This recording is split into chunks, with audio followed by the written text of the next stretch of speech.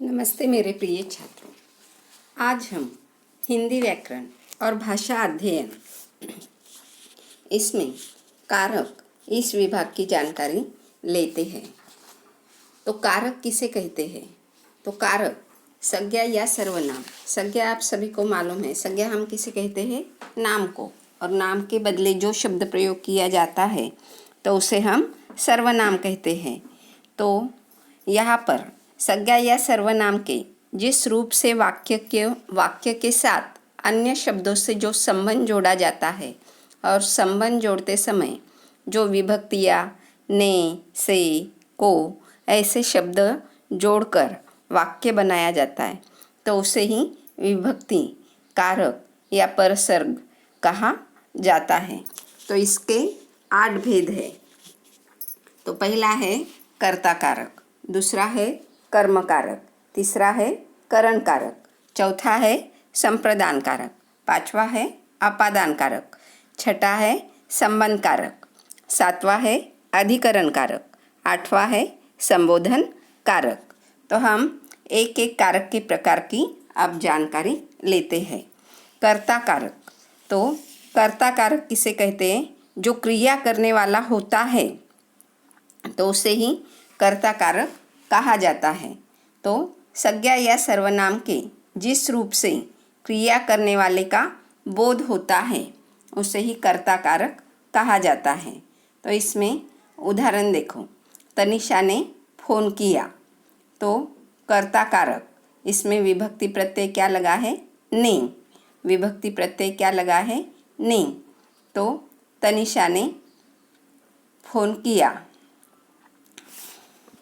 तो क्रिया करने वाला जो होता है तो उसे क्या कहा जाता है? कर्ता कारक। तो तनिषा ने, यह क्या है? कर्ता कारक। दूसरा उदाहरण, बाबूजी ने मोबाइल पर बताया था, तो बाबूजी ने, यह क्या है?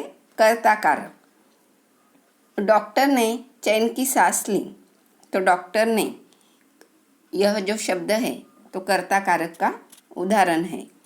दूसरा प्रकार है कर्म कारक। तो कर्म कारक किसे कहते हैं? जिस पर क्रिया का प्रभाव पड़ता है उसे ही हम कर्म कारक कहते हैं। तो अब इसमें पिता ने पुत्र को बुलाया, तो यहाँ पर को यह विभक्ति लगती है। कर्म में कौन सी विभक्ति लगती है? हमेशा को यह विभक्ति लगती है। तो जिस पर क्रिया का प्रभाव पड़ता है तो उसे क्या कहा जाता है? कर्म कारक कहा जाता है। तो अमरनाथ ने शास्त्रीय गायन सीखना शुरू किया, तो इसमें शास्त्रीय गायन यह क्या है? कर्म कारक। वह फिर सारे मोहल्ले को तंग करता, तो मोहल्ले को, यह जो शब्द है तो यह क्या है? कर्म कारक। तो इस तरह से हम देखते हैं कर्म कारक में पिता ने पुत्र को बुलाया, तो पुत्र को, यह क्या है? कर्म कारक। तीसरा प्रकार है करण कारक। तीसरा प्रकार है करण कारक। तो क्रिया के साधन के अर्थ में, तो संज्ञा का जो रूप क्रिया यानी कार्य का साधन हो उसे क्या कहा जाता है? करण कारक कहा जाता है। तो साधन यानी किसी भी वस्तु को या जो भी बात होती है उसे साधन कहा जाता है। तो इसमें क्रिया के साधन के अर्थ में अमरनाथ गाड़ी से आ रहे थे, तो किससे आ रहे हो? गाड़ी से। तो इसकी विभक्ति प्रत्यय क्या है? इसमें से विभक्ति प्रत्यय लगता है। करण कारक में से विभक्ति प्रत्यय लगता है। तो अमरनाथ किससे आए हैं? तो गाड़ी से। गाड़ी यह क्या है? साधन है। क्या ईश्वर मुझसे कोई सेवा लेगा? तो मुझे से यह क्या है? करण कारक। गाड़ी अपनी गति से आगे बढ़ रही थी, तो गति से, यह क्या है? करण कारक। अगला प्रकार है संप्रदान कारक। तो संप्रदान कारक में जिसके लिए क्रिया की जाती है उसे क्या कहा जाता है? संप्रदान कारक कहा जाता है। जिसके लिए क्रिया की जाती है उसे क्या कहा जाता है? संप्रदान कारक कहा जाता है। और इसके विभक्ति प्रत्यय होते हैं को, के लिए। विभक्ति प्रत्यय कौन से होते हैं? को, के लिए, इसके विभक्ति प्रत्यय होते हैं। हरि मोहन के लिए मिठाई लाया, तो जिसके लिए क्रिया की जा रही है, तो हरि ने क्या किया है? मोहन के लिए मिठाई लाई है। तो मोहन के, यह क्या है? संप्रदान कारक है। यह क्या है? संप्रदान कारक है। तो पीयूष मोनू के लिए गाजर लाया, तो के लिए, अब पीयूष मोनू के लिए क्या लाया है? गाजर लाया है। तो दूसरों के लिए जो क्रिया की जाती है तो उसे क्या कहा जाता है? संप्रदान कारक कहा जाता है। तो के लिए। ये सिल्वर क्रीम किसके लिए रखी है? तो किसके, यह क्या है? किसके लिए? संप्रदान कारक का उदाहरण है। पांचवा प्रकार है अपादान कारक। पांचवा प्रकार है अपादान कारक। तो अपादान कारक किसी वस्तु से अलग होने का भाव। तो हम किसी भी वस्तु से जब दूर या अलग हो जाते हैं तो उसे क्या कहा जाता है? अपादान कारक कहा जाता है। तो इसमें अमरनाथ जी अस्पताल से घर आ गए, तो अमरनाथ जी अस्पताल में है क्या? नहीं है, तो वह घर आ गए। तो दूर हटने या अलग होने की क्रिया, तो वह अस्पताल से क्या हो गए? घर आ गए, तो अस्पताल से अलग हो गए हैं। दूसरा उदाहरण इसका, यह बनमानस कहाँ से पकड़ लाए? तो कहाँ से, इसका विभक्ति चिन्ह जो है अपादान का, तो से विभक्ति चिन्ह इसका होता है। उसके बाद पेड़ से फल गिरा, तो पेड़ से फल गिरना, यह पेड़ से फल अलग हो गया है, तो पेड़ से, यह क्या है? अपादान कारक का उदाहरण है। अगला प्रकार है संबंध कारक।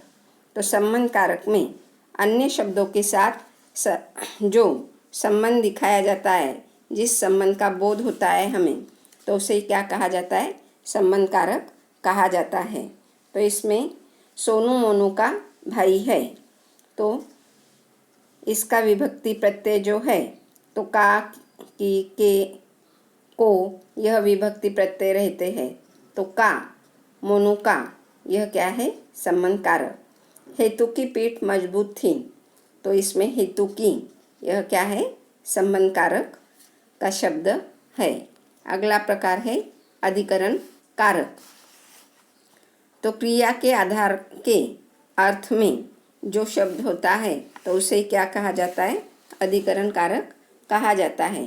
तो क्रिया के जिस रूप से क्रिया के आधार का बोध होता है, संज्ञा के जिस रूप से क्रिया के आधार का बोध होता है, उसे क्या कहा जाता है? अधिकरण कारक कहा जाता है। तो इसका उदाहरण, अमरनाथ ने ईजल पर कैनवास लगाया, तो इसमें अधिकरण जो है, अधिकरण का शब्द है कारक का, तो ईजल पर, यह है। तो इसका जो विभक्ति प्रत्यय है अधिकरण कारक का, तो में पर, यह विभक्ति प्रत्यय इसमें लगाया जाता है। गांधी जी आश्रम में थे, तो आश्रम में, यह क्या है? अधिकरण कारक का शब्द है। संबोधन कारक, संज्ञा के जिस रूप से किसी को पुकारा जाए अथवा चेतावनी दी जाए, उसे ही संबोधन कारक कहते हैं।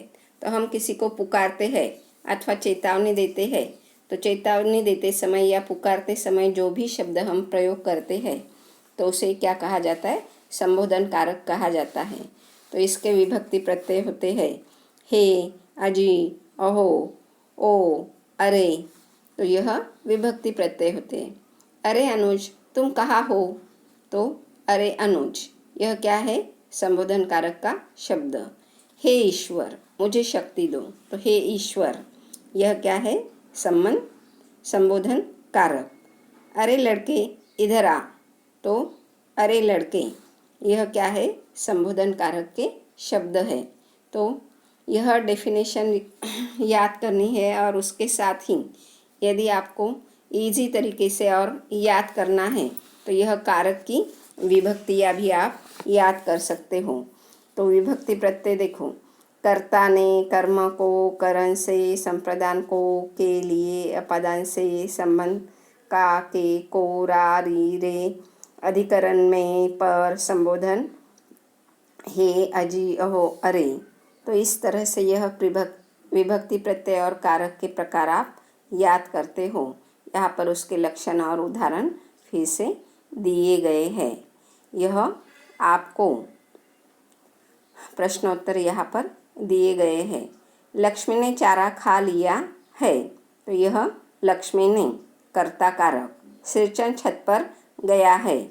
छत पर अधिकरण कारक। मानू का दूल्हा इधर आ रहा है। तो मानू का संबंध कारक। अखबार में यह समाचार छपा है। तो अखबार में अधिकरण कारक। माँ ने सिरचन को खाना दिया। माँ ने कर्ता कारक। इंदौर से हम गोवा गए। तो इंदौर से अपादान कारक। 7वां, करामत ने गाय के लिए सानी तैयार की। तो गाय के लिए संप्रदान कारक। उमा ने यह पेंटिंग बनाई है। तो उमा ने कर्ता कारक। सोनाबाई का लड़का मेज पर चढ़ गया। मेज पर अधिकरण कारक। रमजानी ने लक्ष्मी की पीठ सहलाई। रमजानी ने कर्ता कारक। तो यहाँ पर यह कारक का व्याकरण पूर्ण होता है। तो धन्यवाद छात्रों।